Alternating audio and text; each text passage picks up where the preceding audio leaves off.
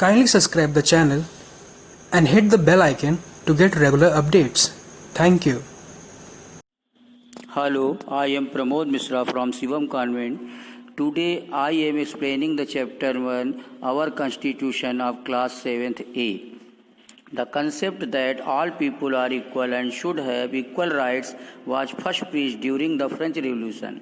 The United States of America emerged as the world's first country to have a written constitution, and today practically all countries have a constitution.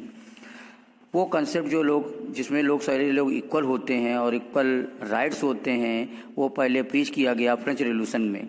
United states of America संसार का पहला country है जिसका written constitution है और आज लगभग सारे देशों के पास कॉन्स्टिट्यूशन है, मीन संविधान है।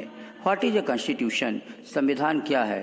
A constitution is a document where details about how to govern a country have been clearly stated.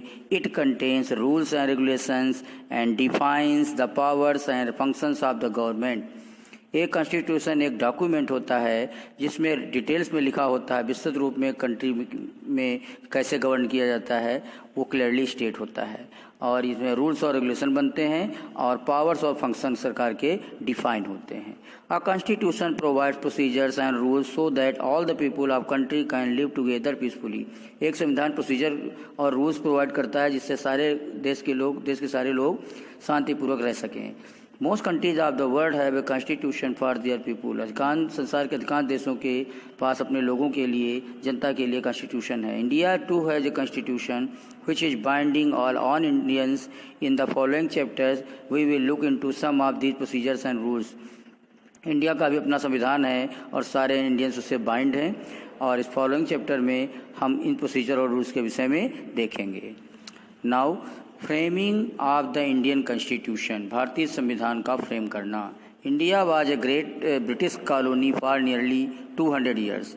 The British made all the laws during that period. They introduced Western education, which made us aware of our rights. Infrastructures like a network of railways, roads, and telegraph lines helped to bring the Indian people closer to each other and awakened the spirit of nationalism, which ultimately forced the British to leave. India एक British colony रह चुकी है लगभग 200 सालों तक, और British ने सारे रूल्स बनाए थे उस पीरियड में. उन्होंने को पश्चिमी शिक्षा को इंट्रोड्यूस किया जिससे हमारे अधिकारों को अवेयर करने में मदद मिली. इंफ्रास्ट्रक्चर्स जैसे रेलवे का निर्माण कराया, नेटवर्क का, रोड का और टेलीग्राफ लाइंस का, जिससे इंडियन के लोग एक दूसरे के नज़दीक आ गए और राष्ट्रीयता की भावना जागृत हो गई, और जिससे अंत में ब्रिटिश को छोड़कर जाना पड़ा. In 1885, the Indian National Congress (INC) was formed, and it had representatives from all communities and sections of the society. The INC struggled to achieve India's independence from the British rule. They demanded Indian participation in the government, but the British did not pay any heed to that. 1885 में भारतीय राष्ट्रीय Congress INC ने बन गई, और इसके representative जो थे सारे कमिटीज़ के और समाज के सारे सेक्शंस के. INC ने भारत को आज़ाद कराने में बहुत स्ट्रगल किया ब्रिटिश रूल के खिलाफ, और उन्होंने इंडियन पार्टिसिपेशन की डिमांड किया सरकार में, लेकिन सरकार ने उसकी ओर कोई ध्यान नहीं दिया. The end of the second world war in August 1945 made the British rule weak. Within 2 years, the British were preparing to leave India. They sent a group of officials referred to as the Cabinet Mission to propose a constitution for India. According to this cabinet, a Constituent Assembly was formed in 1946, and its first session was held in December. By March 1947, the political developments were such that partition of India could not be prevented. Thus partition became a reality. Second world war जब अगस्त 1945 में समाप्त हो गया तो इससे British rule कमज़ोर हो गया, और 2 सालों में ब्रिटिश ने इंडिया को छोड़ने के लिए तैयारी कर रहा था, और उसने कुछ अधिकारियों को भेजा कैबिनेट मिशन के रूप में, जिससे भारत के संविधान को प्रपोज किया जाए, बनाया जाए. और इस कैबिनेट मिशन के अनुसार एक कॉन्स्टिट्यूएंट असेंबली को 1946 में बनाया गया, और इसका पहला सेशन दिसंबर में हेल्ड किया गया. मार्च 1947 में पॉलिटिकल डेवलपमेंट्स हुए.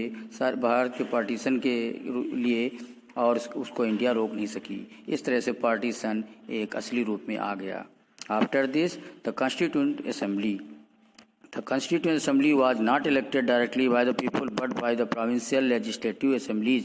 The Congress took care that all these members represented different political parties, committees and regions. There were members from the scheduled caste also. The most prominent members were Dr. Rajendra Prasad, Sardar Patel, Maulana Azad, S.P. Mukherjee, K.M. Munshi, Sir Tej Bahadur Singh, Dr. B.R. Ambedkar, A.R. Iyer and H.N. Kunjru, etc. Constituent assembly सीधे नहीं चुनी जाती थी लोगों के द्वारा, but ये provincial legislative assembly के द्वारा होती थी। कांग्रेस ने ध्यान दिया सारे मेंबर्स उसके जो डिफरेंट पार्टीज़ के थे, कमिटीज़ के थे और रीजन्स के थे, और उनमें शेड्यूल कास्ट के भी मेंबर थे। और जो बहुत महत्वपूर्ण मेंबर थे वो doctor Rajendra Prasad, Sardar Patel, Maulana Azad, S P. Mukherjee, K M. Munshi, sir Tej Bahadur Sapru, doctor B.R. Ambedkar, A.R. Iyer, H.N. Nehru, etcetera आदि लोग थे। After this I will discuss in next video. Best of luck, stay home, stay safe.